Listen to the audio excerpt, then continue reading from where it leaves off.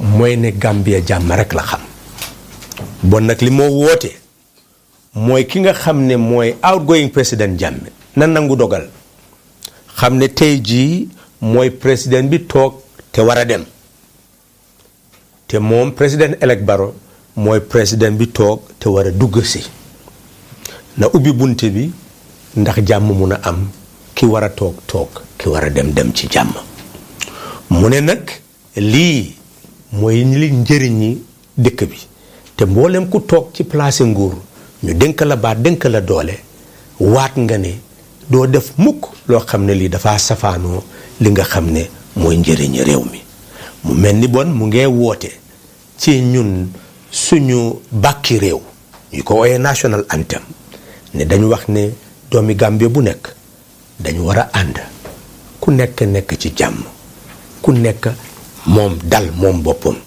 ku nekk am yokkute mu ne mu ngee woote ca loola ne jàmm lañu soxla bon nag ñépp nañu ànd ñu joxe nguur gi ci jàmm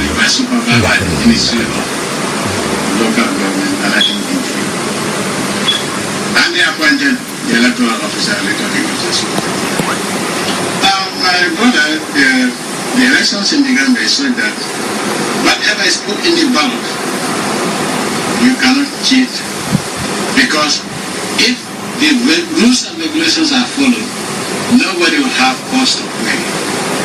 And because the previous elections, then IEC that leadership which is not there now, made so that they followed the electoral laws of this country to the letter, thereby dispelling any room for conflict.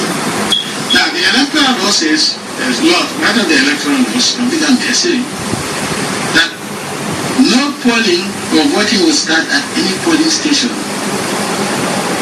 unless all parties have their representative, and they call polling agents at the polling station. It is when everybody is represented, all the representatives are there, that the IEC will allow people to start voting in the presence of everyone. Because what we have here is not the ballot papers, we have tokens. And each candidate has a box. Now, it is what is put in your box that is counted. In this situation, this election,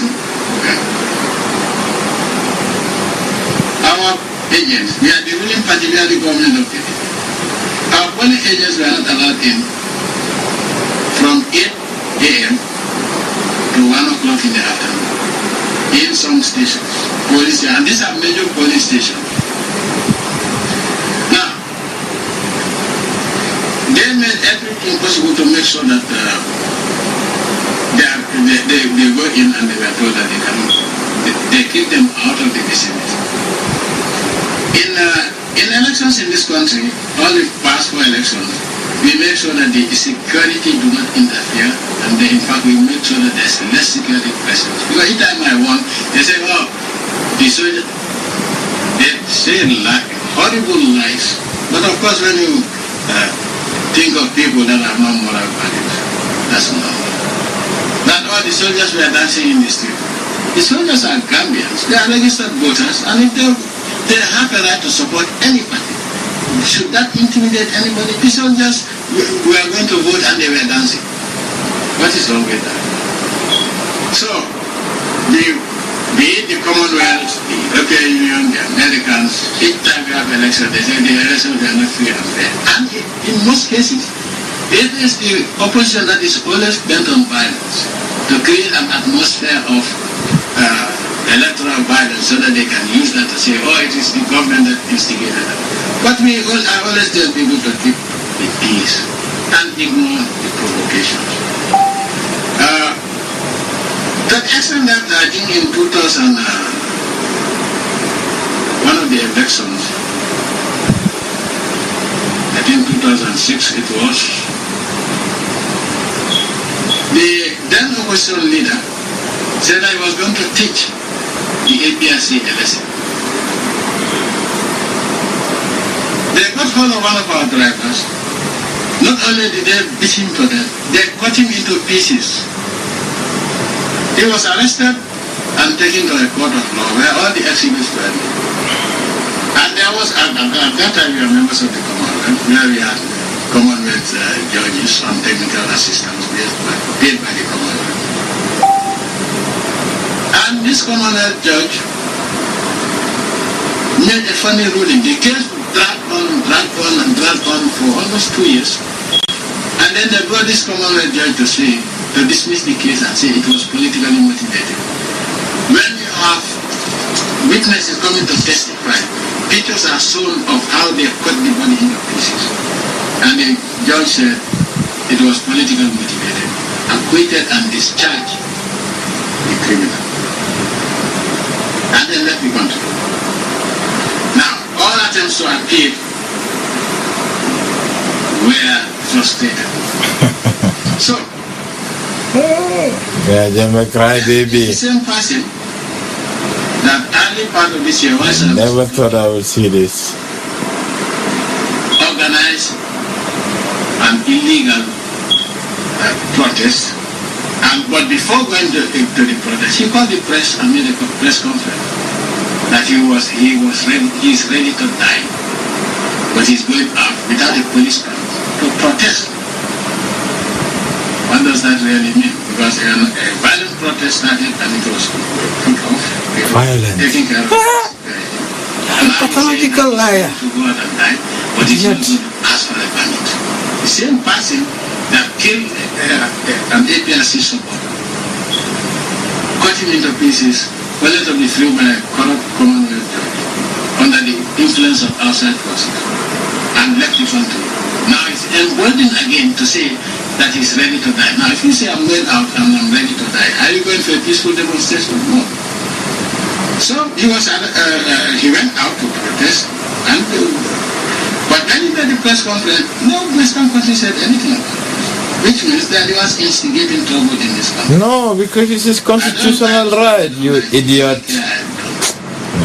I'm serving the interest of my country and my country.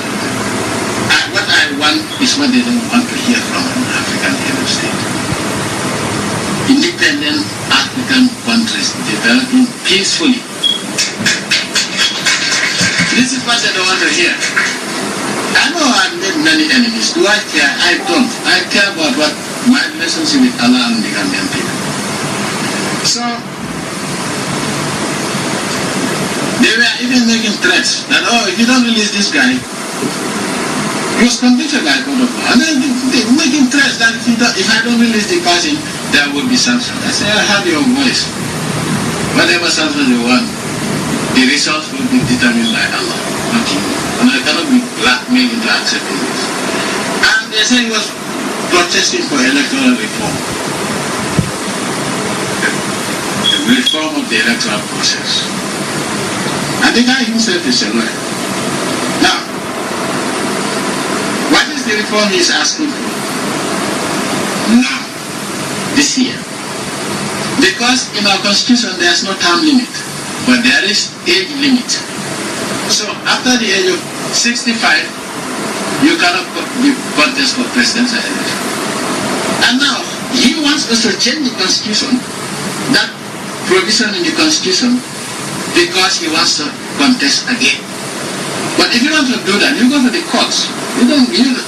Constitutional reform cannot be enforced by intimidation and violence. We will not allow that.